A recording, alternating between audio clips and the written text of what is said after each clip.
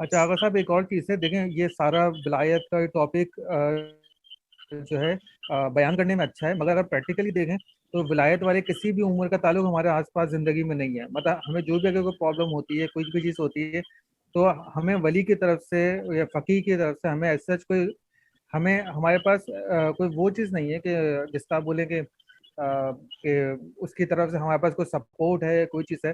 ایک تھیوریٹیکل چیزیں ہیں، مگر پریکٹیکلی تو ہمارے پاس کوئی سپورٹ ولی کی طرف سے نہیں ہے کسی بھی معاملے کے اندر. اگر وقف کا کوئی معاملہ ہے یا کوئی معاملہ ہے تو ہمارے معاملات اسی طریقے سے کورٹ میں جاتے ہیں. اگر میں کراچی کی بات کروں تو معاملات جو ہیں وہ بارگاہوں کے معاملات، مساجد کے معاملات کورٹ میں گئے ہوئے ہیں. اور اسی طریقے سے کوئی بھی اور پرابلم ہے، اگر ہمیں قرض ہنسنا چاہیے یا ہمیں اور کوئی چیزیں ہیں یا ہمارے پاس اور جو مختلف قسم کے مسئلے مسائل ہیں، تو اس کا ایز سچ آلٹرنیٹ ہمارے پاس کچھ بھی نہیں ہے. تو لامحالہ ہمیں تو پھر جو نظام جو دنیا کا چل رہا ہے اسی طریقے سے چلانا پڑ رہا ہے. یہ پریکٹیکلی تو ہمارے پاس امپلیمنٹ، مطلب اس کی ہم پریکٹیکلی نہیں دیکھ رہے ہیں آس پاس کبھی بھی امپلیمنٹ ہوتے ہوئے.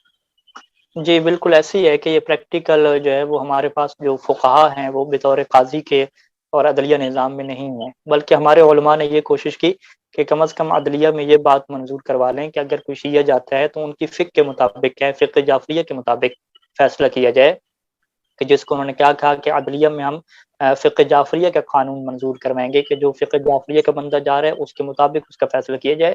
تو اس میں بھی اتنے زیادہ علماء کیا کامیاب نہیں ہو سکے. یہ پریکٹیکل طور پہ ہماری مشکلات موجود ہیں. اور ایک ہمارے استاد تھے اور کہہ دیں کہ ان سے آپ کافی درس ہم نے سیکھے جب پاکستان میں تھے. وہ تشریف لاتے تھے افغانستان سے، مرحوم ہو چکے ہیں، آیت اللہ آصف مسلم مرحوم.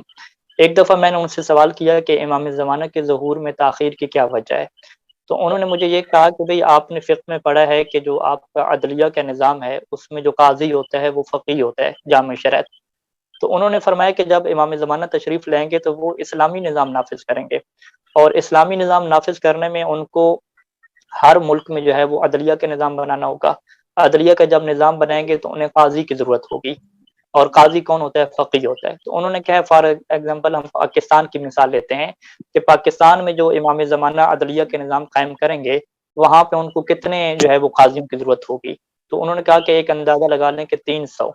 تو 300 فقہا کی آپ کو ضرورت ہے پاکستان میں کہ جو آپ کے کیا ہوں، قاضی ہوں جو اسلامی قضاوت کریں اور شرعی قضاوت کے مطابق لوگوں کے فیصلے کریں. تو انہوں نے کہا کہ کیا آپ کے پاس 300 قاضی اس وقت موجود ہیں پاکستان میں؟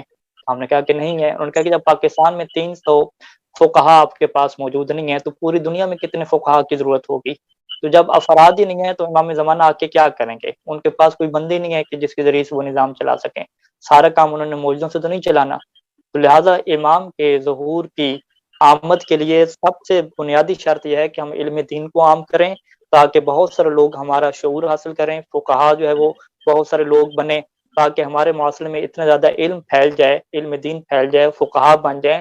تو جب اتنے اچھے خاصے افراد تیار ہو جائیں گے تو پھر امام زمانہ کیا تشریف لائیں گے، وگرنہ وہ تشریف نہیں لائیں گے. تو یہ ان کا ایک تجزیہ تھا، اور اس تجزیے کے مطابق آپ دیکھ سکتے ہیں کہ پریکٹیکل بنیادوں پہ ہمارے پاس کتنے افراد ہیں کہ جو امام کے جو ہے وہ اس طرح کے سپاہی اور معاون شمار ہو سکیں کہ جو دینی حوالے سے تمام قوانین کو جانتے ہوں، ان کو اپلائی کرنے کے لیے قاضی اور جج بن سکتے ہوں. یہ واقعاً کیا ہے، ہمارا المیہ ہے اور مشکلات ہیں، اور اسی کے لیے آپ لوگ کوشش کر رہے ہیں، ہم کوشش کر رہے ہیں کہ دین کی تعلیم کو پھیلائیں. آج کے دور میں خود پڑھائیں لوگوں کو اور اس چیز کو پھیلائیں تاکہ ہم امام کے ظہور کی راہ کو ہموار کریں.